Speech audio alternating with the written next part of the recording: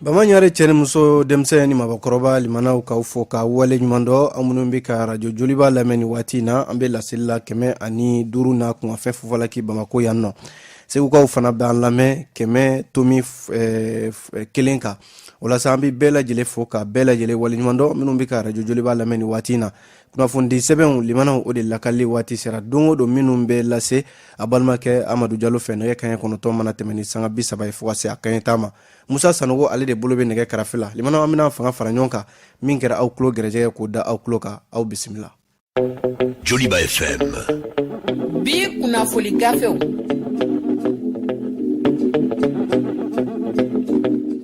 limanaw kunnafoni sɛbɛn fɔlɔ bi les échos welewele do a kumana a y'a jira k'a fɔ ko les échos maaw sera min bɛ tali yɛrɛ kɛ Hindu ka lasigiden min bɛ Mali kɔnɔna la yan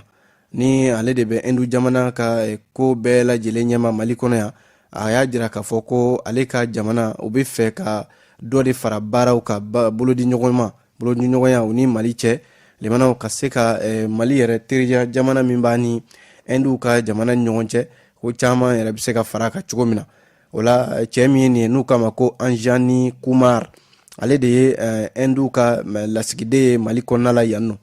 o la sa n'i ye jateminɛ kɛ mars kalo tile 26 sɔgɔmada yɛrɛ min ye Eko maaw ye olu sera a ma k'a ɲininka limanaw ani Hindu jamana yɛrɛ ni Mali ka baara ɲɔgɔnyaw bɛ cogo di bi a bɛ lahalaya jumɛnw na limanaw jaabi minnu bɛ yen ni olu sɔrɔla baro in kɔnɔna la caman bɛ yen i b'a sɔrɔ ko Hindu jamana ani Mali jamana limanaw bɛ baara kɛ ɲɔgɔn fɛ sira caman kan o la sa min ye ni cɛ in ye ni limanaw n'o ye Anjani Kumar a y'a jira k'a fɔ ko bi na Hindu jamana kɔni bɛ jɔsen min kan u ni Mali cɛ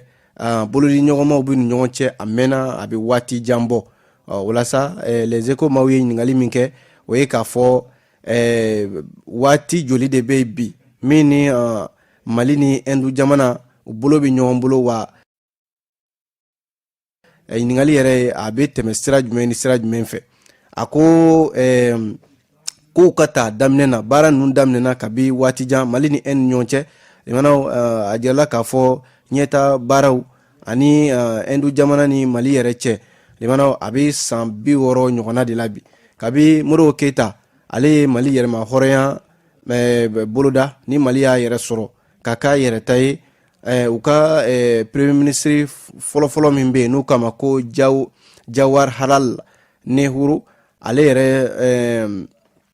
ye baaraw daminɛ ni Mali ye kabi o waatini o la kabi fo ka se Mali ka yɛrɛma hɔrɔnya fo ka se bi ma a bɛ n'a fɔ tile kelen tɛ tile fila tɛ san caman de don san 60 kow de don n'i ye jateminɛ kɛ a y'a jira k'a fɔ san 2009 min ye Amadu Tumani Ture ye ale fana ye wulikajɔ dɔw kɛ a kun taara Hindu jamana na o waati la min ye Amadu Tumani Ture ka fatuli yɛrɛ kɔfɛ limanaw ala ma hinɛna la yɔrɔ Hindu jamana ko u ye tasibila kɛ ka ɲɛsin Amadu Tumani Ture ma k'a sababu kɛ a ka waati la u n'a ye baara caman kɛ ɲɔgɔn fɛ o kɔ min ye Ibrahim Bokar Keita ye ale fana taara o Hindu jamana kelen na a waati Hindu ni farafina jamanaw san 2015 waatiw la baara boloda dɔw bɛ n'u kama Alliance Solaire Internationale limanaw n'o bɛ tali kɛ kuranko ani fɛn caman o siratigɛw la a ye hakililajigi kɛ k'a fɔ ko u ka minisiri min bɛ yen n'u b'u ka jamana ni jamana wɛrɛw koɲɛ kunna limanaw bi a jirala k'a fɔ Hindu ka jamana ani Mali jamana u ye baara caman kɛ o kuranko nasira ninnu na min ye Hindu jamana yɛrɛ ye a ye min bɛ tali kɛ o waatini dolari wari $333 limanaw k'o di Mali jamana ma wa baara yɛrɛ bɛ ka kɛ n'o ye sɛnɛko hukumu kɔnɔna la min ye u ka tracteur dɔw bɛ yen minnu bɛ sɛnɛkɛlaw bolo n'u k'a ma ko Mahindra Hindu de ka baara kelen don o baaraw bɛ ka kɛ Mali la yan nɔ a jirala k'a fɔ fana hali Sikaso ani Côte d'Ivoire ni ɲɔgɔn cɛ kuran sira dɔw bɛ yen nɔ a jirala k'a fɔ a kuran a fanga ka bon kosɛbɛ sabu ni ye jateminɛ kɛ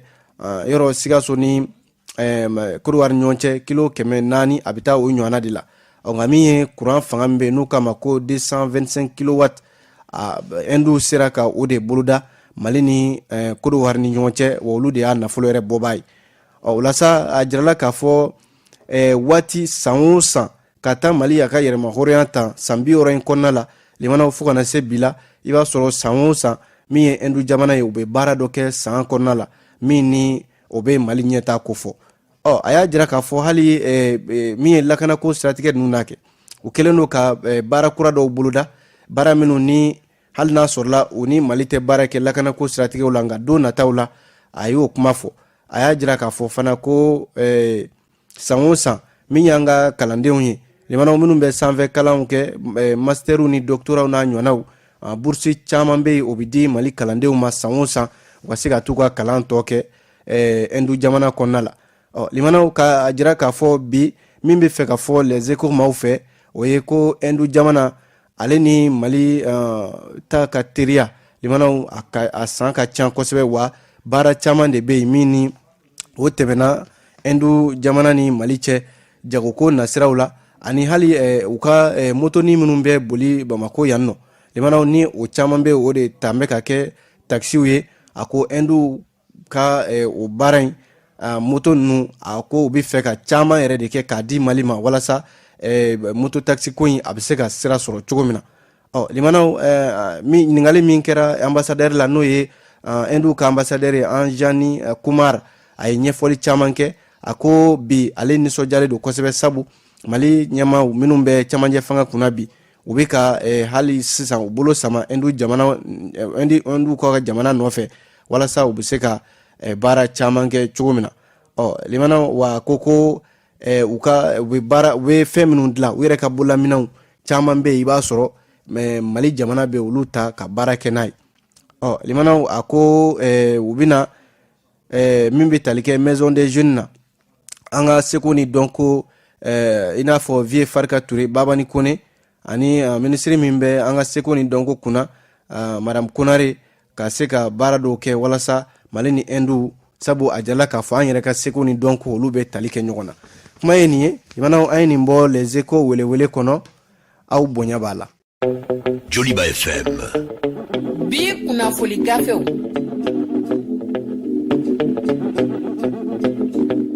Kunnafoni sɛbɛn min bɛ yen ni o ye l'indépendant ye ale kumana limanaw l'indépendant y'a jira k'a fɔ ko an ka jamana kɔnɔ yan a bɛ n'a fɔ ko maajugu dɔw bɛ yen olu tun kɛmɛ ka baara dɔw boloda n'o ye binkani walew ye limanaw binkani wale minnu ni a tiɲɛna an ka sécurité d'état maaw fɛ nin ye maa min ni a jirala k'a fɔ ale ka baara bɛnnen don limanaw ka jatigɛ wale labɛn walima ka mugu forontaw k'olu labɛn ni limanaw a ka baara bɔ kɛra a kalama walasa cɛ min ye nin ye n'u k'a ma ko Atayi Aga Abdala ale bɛ GSIM la GSIM yɔrɔ a y'a di agalika tɔn ye ani pakistanais den dɔ fana limanaw sécurité d'état maaw ye tɛgɛ k'u la k'a sababu kɛ k'u tun bɛ ka min ye wale jugu dɔ labɛn ka ɲɛsin Bamako ma. A bɛ tile damadɔ bɔ ni welewele dakan min na a bilala yɔrɔ setigi jamana minnu ka denw b'an ka jamana kɔnɔ yan olu ye welewele dakanw bila k'a fɔ ko bɛɛ lajɛlen k'i kɔlɔsi ko wale jugu tigilamaw bɛ fɛ ka ko jugu dɔ labɛn k'o ɲɛsin Bamako dugu kɔnɔna ma. Limanaw kuma in kɔni carina réseaux sociaux ni fɛn caman ka kunnafoni siraw kan.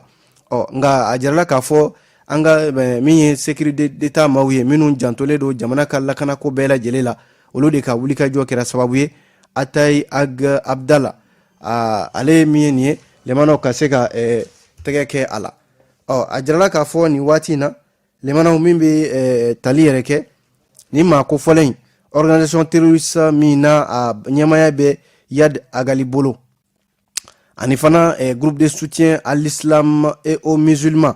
limanaw a jirala k'a fɔ u bɛ o tɔn in fana na. Cɛ min ye nin ye limanaw ni a ka wulikajɔw bonyana ka kɔn biɲɛ sabu dɔw yɛrɛ ko a ye faliba minnu kɛra Agel Hawk ni min bɛ tali kɛ yɔrɔ wɛrɛw la jamana kɔrɔyan fan fɛ ko Atayi Aga ka a sen yer'o la ani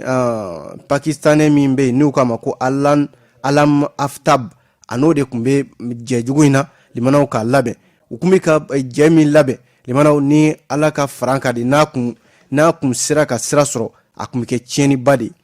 limanaw ko laseli sira dɔw yɛrɛ y'a jira k'a fɔ ko cɛn in ko ani sema maaw bolo bɛ ɲɔgɔn bolo n'o ye coordination des mouvements de l'Azawad ani min ye kɔfɛ ani ACEA maaw fana ko a n'olu fana bolo kun bɛ ɲɔgɔn bolo olu minnu dun limanaw olu de y'u bolonɔ bila bɛnkan sɛbɛn na ko bɛn ka na Mali kɔnɔna la bɛɛ ka don da kelen fɛ ka bɔ da kelen fɛ limanaw a kɔni kuma cayara sabu Yad Agali ale min bi ni sema maaw y'a jira k'a fɔ aya ko cɛ in min na a tɔgɔ fɔra ko a bɛ ka bɛn labɛn ka ɲɛsin Bamakɔ dugu kɔnɔna ma Atayi Abdala limanaw ko olu ka maa tɛ wa olu n'a tɛ jɛ la olu yɛrɛ ka fɔ la ko chauffeur dɔ de don chauffeur min yɛrɛ ni ko a donna waati min na bingani wale dɔw tara ka ɲɛsin te salit ma ko a jogina o de senfɛ u y'a ta ka nana ye Bamako yan ani ko maa minnu banana Agel Hoko ani Kidal ko hélicoptère dɔ min ye MINUSMA ka hélicoptère ye a na kɛ olu y'u ta ka na n'u ye Bamako yan nɔ limanaw n'a fɔra ko o yera ko wɛrɛ la o bɛ ka ko wɛrɛ labɛn yɔrɔ a bɛ maa dabali ban indépendant y'a jira k'a fɔ yanni ko ninnu kɔni ka jɛya ko wɛrɛ ka sɔrɔ a kɔnɔna la a ka kan limanaw sécurité d'état maaw halisa sɛgɛsɛgɛli u k'a boloda sabu a bɛ se ka kɛ ninnu fana limanaw u bɛ jɛ la u ni maa wɛrɛw bɛ jɛ la minnu dogolen don maaw tɛ minnu yɔrɔ dɔn ala k'an kisi u tɔɔrɔ ma kuma ye nin ye an ye nin bɔ indépendant kɔnɔ sɔgɔmada in na aw bonya b'a la Joliba FM bi kunnafoni gafew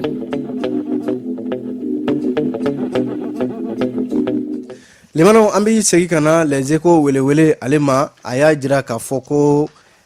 min ye politiki tɔn kura dɔ ye min ni a bilala sen kan an ka jamana kɔnɔna la yan nɔ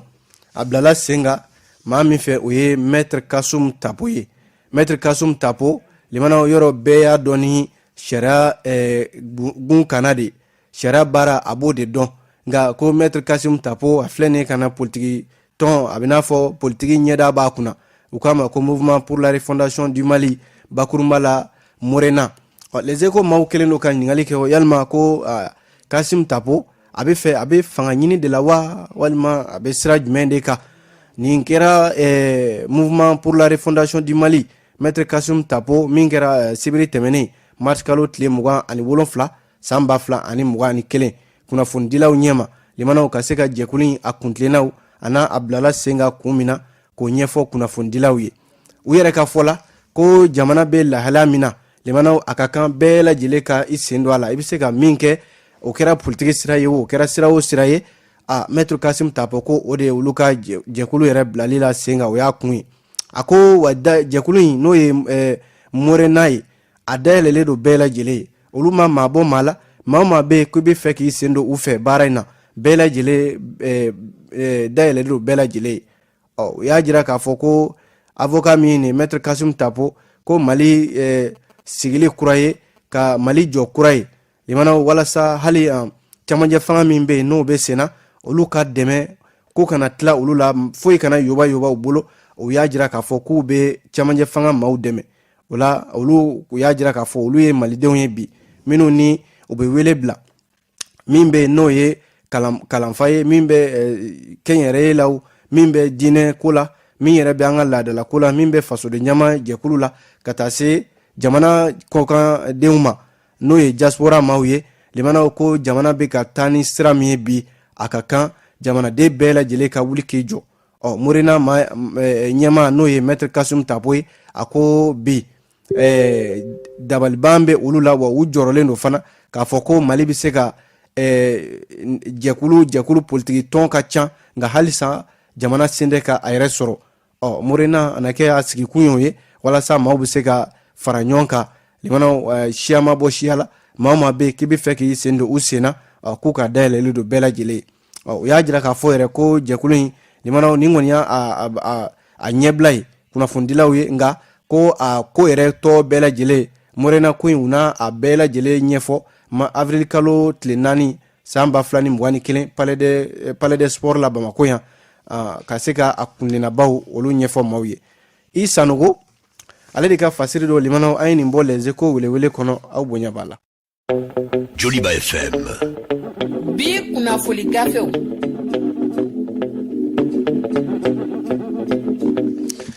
kunnafoni sɛbɛn bɛ ni o ye Nouvelle Horizon ye ale y'a jira k'a fɔ ni waati in na limanaw ko min bɛ tali kɛ Amadu Aya Sanogo a ka jɛrɛ a yera jɛrɛ dɔ kɛnɛ kan segukaw fɛ yen limanaw o kɛnɛ kan Amadu Aya Sanogo kumana dɛ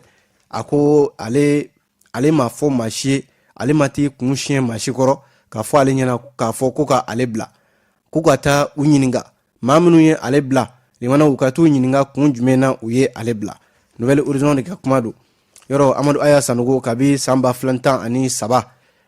jalakili binna kan k'a fɔ ko bereroji dɔw bɛ olu ka fali la Général Amadu Aya Sanogo ni maa damadɔ olu ɲangina a ko la kirin yɛrɛ a tani ka segi kɛra fo ka na a laban mars kalo in san 2021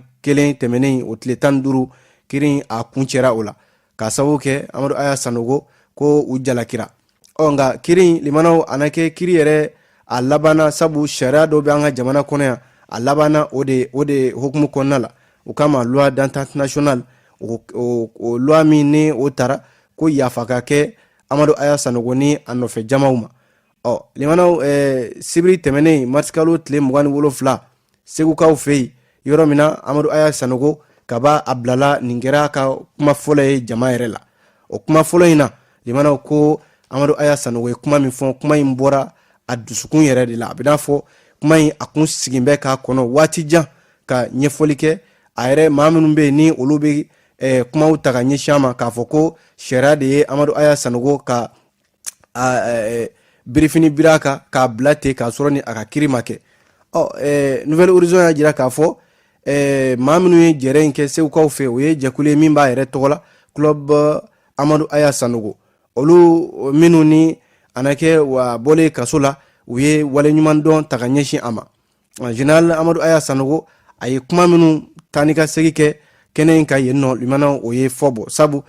fasiri de sɛbɛn ka fɔ la ko Amadu Aya Sanogo ye kumaw fɛn fɛn bɔ a da kɔnɔ kɛnɛ in kan limanaw kuma ninnu a bɛɛ lajɛlen a bɛna fɔ u kun maralen don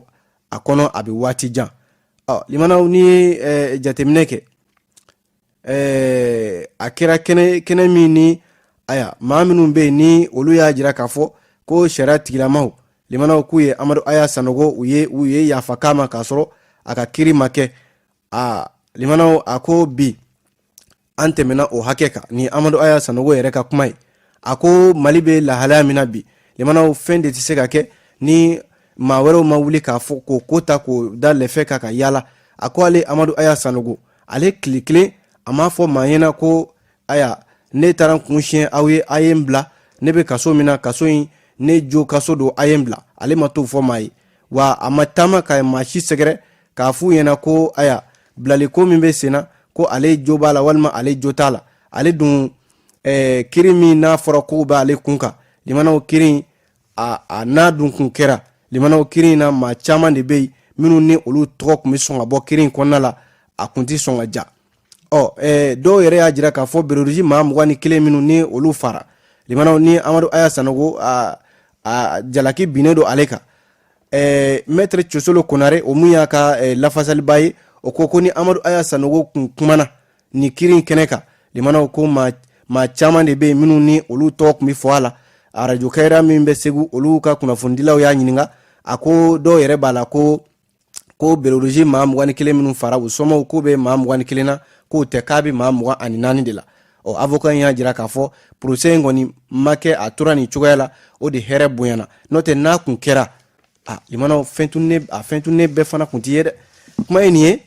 an ye nin bɔ Nouvelle Horizon kɔnɔ bi sɔgɔmada in na aw bonya b'a la Joliba FM bi kunnafoni gafew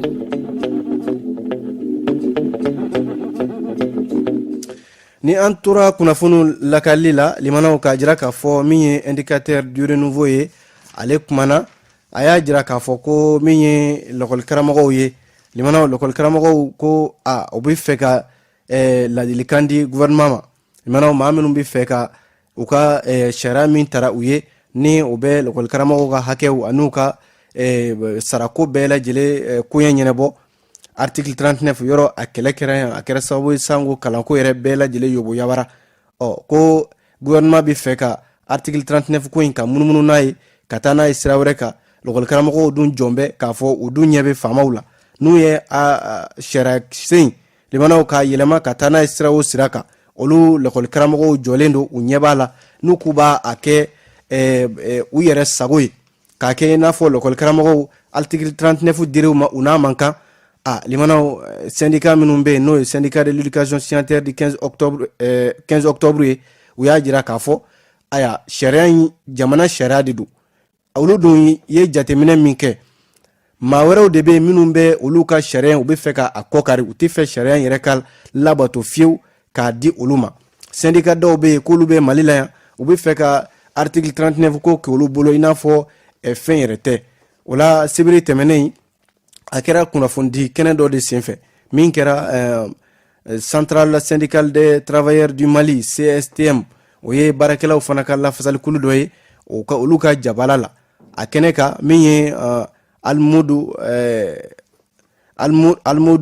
nka fɔ Usman Almudu ale min ye synergie ka kuma lasela ye a y'a jira k'a fɔ ko nin waati in na yɔrɔ article 39 a bɛna fɔ statut général min taara foroba cakɛla bɛɛ lajɛlen tɔgɔ la n'o ye bɛɛ ka kan ka damakɛ sarako la yɔrɔ min na ni a nana ta i b'a sɔrɔ article 39 bɛ olu ka sara ka se hakɛ dɔ la hakɛ min ni lakɔli karamɔgɔw caman bɛ yen u bɛ bila u ka hakɛw kɔnɔna la yɔrɔ bolonɔ bilala sɛbɛn dɔ la n'u ye procès verbal dɔ ye CNPM ani olu ni u ka jɛkuluba in ni ɲɔgɔn cɛ limanaw k'a jira k'a fɔ article 39 ko in a faamaw de y'a ta wa sariya don nka olu ɲɛ b'a la bi maa dɔw wulilen don a labatoli man di olu ye o ye syndicat dɔw ye hali n'a sɔrɔ u m'u tɔgɔ fɔ Almudu ka fɔ la nka limanaw olu lakɔli karamɔgɔw kɔni jɔn bɛ jɛmɛfɔla jɔyɔrɔ la jɛmɛfɔla ka hakɛ to dɛ k'a jira k'a fɔ u tɛ fɛ fiyewu article 39 ko ka kɛ a kɛra kunungo k'a kɛ kuma ye ka tila ka a kɛ doloni kunja ye o la sa lakɔli karamɔgɔw limanaw ko n'an dun tora ni lahalaya kɔnɔna la don bɛ dɔ la n'o nana kɛ ka ni sariyakisɛ min filɛ ni lakɔli karamɔgɔw ka kɛlɛ kɛra a kama wulikajɔ bɛɛ lajɛlen kɛra k'o kɛ fɛn ye k'a fusaya u ma lakɔli karamɔgɔw ko olu tɛna sigi a ko kɔrɔ wa u n'a kɛlɛ kɛ ale indicateur du renouveau kelen in kɔnɔna la limanaw a kumanen bɛ an ka démocratie fanga nani san 30 kan yɔrɔ min bɛ tali yɛrɛ kɛ a jirala k'a fɔ maa minnu bɛ yen ni démocratie kɛlɛ bɛɛ lajɛlen kɛra olu ɲɛna Cɛbilen Darame min ye Shogɛl Kokala Mayiga ani sifinaka dɔ Adam Diko muso dɔ ale ye AJCAD ɲɛmaa ye u ye wele bila u ma u ka se ka na kuma démocratie na furadama ni sisan cɛ san 30 limanaw mun de ɲɛna mun ma ɲɛ o la sa a jirala k'a fɔ kunnafoni sira dɔ bɛ yen n'u k'a ma ko Mali Plume ani Renouveau TV mɔgɔw olu de ye kɛnɛ in sigi kɛnɛ min na u y'a jira k'a fɔ u ye wele bila maa caman ma i n'a fɔ kunnafonidila min bɛ yen n'u k'a ma Umaru Baru Siribe ale ka kɛnɛ don a ye wele bila fɔlɔ maa fɔlɔ minnu bɛ yen ni olu nana i n'a fɔ Mohamed Sherifu Hayidara CSDM ɲɛma ani Adam Diko AJCAD ɲɛma ka taa se Banjugu Dante ninnu Wulematu So musow ka ɲɛma don limanaw ninnu bɛɛ lajɛlen a jira k'a fɔ démocratie fanga nana a ye fɛn min ɲɛ olu da donna o la sabu u y'a jira k'a fɔ san 30 limanaw min ye kanabila kɔni o kɛra bɛɛ lajɛlen bɛ kuma jamana kɔnɔ k'a sɔrɔ démocratie mana o kun tɛ ɲɛ nka limanaw ala kɔlɔlɔw yɔrɔ bi limanaw yuruku kɛn bɛ anw taabolo ye bi min ye baarantanya ye jamana kalanko ani yɛrɛsagokɛ o kɛra démocratie a fana kɔlɔlɔ dɔw ye ni dun ye jateminɛ kɛ limanaw a jala k'a fɔ nin bɛɛ ye ko ye ko minnu ni fasoden jama de kan ka i hakili to a la Adam Diko y'a jira k'a fɔ ko n'i y'a ye démocratie san 30 limanaw jamana ma se ka bɔ a yɛrɛ la don o don an b'a min kɛlɛ yɛrɛ kɛra min kama ko jamanadenw bɛ balola hakɛ kɔnɔna la hakɛ min t'u ka hakɛw ye an dun bɛ de lahala la bi jamanaden min bɛ bi ko min bɛ k'a ka hakɛ sɔrɔ jamana kɔnɔ Adam Diko ka fɔ la ko o de ka dɔgɔ a ka kan jamanadenw kana kɛ politiki mɔgɔw ka bolokɔnɔfɛnw ye k'u sama ka taa yɔrɔ la sanga ni waati bɛɛ lajɛlen min ka di u ye a ko démocratie yɛrɛ nana min kama o de ye k'a fɔ jamanaden ka bɔ a ka makun kɔnɔ a k'a ka hakɛ ɲini hakɛ min n'a n'o ka kan o ka di a ma société civile maaw don olu minnu bɛ kuma jamanadenw tɔgɔ la olu dadennen don kuma bɛɛ fɛn bɛ kɛ jamanadenw na limanaw min be ko hakɛw tereke nga min a cɛbile Dramé nu ni Choguel Kokala Maïga ani Mustafa Diko nu a bɛɛ politiki tɔn ɲɛmaw ye olu y'a jira k'a fɔ ko 91 kana bila bila yɔrɔ Choguel Kokala Maïga ale yɛrɛ ka fɔ la a ko maa dɔw hakila ko k'a ta san 1989 kana bila 91 la Musa Traoré ka waati dɔw ko k'a bɛna fɔ waati tasuma kisɛ walima jahanama de tun bɛ maaw kan ko nka ko san 1991 ko kana bila an bɛ don min na ko bi ko dɔw kɛlen don k'o kɛ i n'a fɔ ko a damana alijinɛ ko u kana sifinakaw walima denmisɛnninw k'o don u kunkolo la limanaw san 1968 kana bila 91 la Choguel Kokala Maïga ka fɔ la maaw kun hakili la ko kuma da tɛ mɔgɔw bolo a ko waati kuma da tun bɛ mɔgɔw bolo wa k'a fɔ de ko min kun balalen don waati o de politiki tɔn ka caya k'a fɔ de n bɛ politiki tɔn bila fan bɛɛ lajɛlen fɛ o de kuma yamaruya nka ka maaw daminɛ maa tɛ kuma Choguel ko o kun tɛ sen na k'a tɛ n'a fɔ ale bɛ ka jagoya fanga k'o lafasa dɛ nka ale ka fɔ la fɛn bɛɛ ma tiɲɛ Musa Traoré ka waati la nka 91 fana n'o ye bɛɛjɛ fanga ye fɛn dɔw démocratie nana fɛn dɔw bɛ olu tɔ de nɔnina i n'a fɔ barantanya limanaw jamana yɛrɛ bɛ lahala min kɔnɔna la bi bɛɛ lajɛlen ɲɛ bɛ a la an bɛ kunnafoni bila nin kan yan limanaw Jamutene ale de ni fasiri kɛ indicateur de renouveau aw bonya b'a la Amadu Jalo kunnafoni lase aw ma Musa Sanogo bolo bɛ nɛgɛ karafe la ni Ala sɔnna sini an bɛ ɲɔgɔn sɔrɔ yan gafe wɛrɛw olu lakali kɛnɛ kan yanni o cɛ an b'a fɔ Ala ka tile hɛrɛ caya aw ni ce Radio Joliba ka kunnafoni gafew lamɛnli la